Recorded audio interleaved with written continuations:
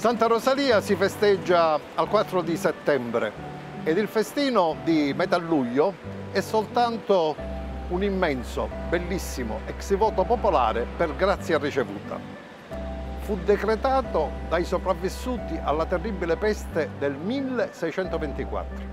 Fu lei, la Santuzza, a salvare i palermitani dalla morte, meritandosi per questo un posto in cima al Palazzo Comunale. Quasi a fare dispetto alle quattro sante che dall'alto delle loro nicchie ai quattro canti nulla avevano potuto.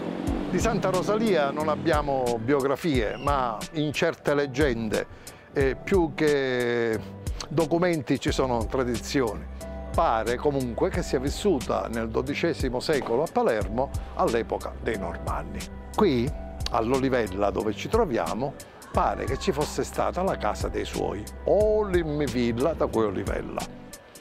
Insomma, una bella sontuosa villa fuori dalla città, nel contado. Nei trionfi cantati per i vicoli si racconta che Rosalia fosse parente, per parte di madre, del normanno conte Ruggero d'Altavilla. Si racconta pure che la sua mano fu promessa a un certo Baldovino, un nobiluomo che salvò la vita del conte Ruggero mentre sul Monte Pellegrino era a caccia e fu assalito da un feroce leone. Noi palermitani siamo capaci di tutto. Se ne fuggì la giovane Rosalia, preferendo al matrimonio la vita ascetica.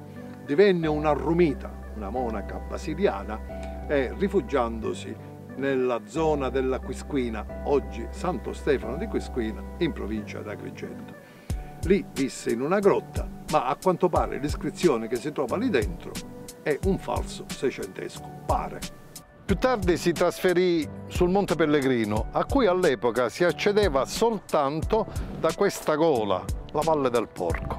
È dimostrato storicamente che questa collina fu abitata da antichi eremiti che volevano starsene in pace e per essere anche più vicini a Dio. Non abbiamo notizie storiche certe sulla famiglia Sinibaldi e neppure su chi proclamò santa la giovane Rosalia. È certo però che già in epoca federiciana veniva invocata con Santa Rosalia ora pro nobis.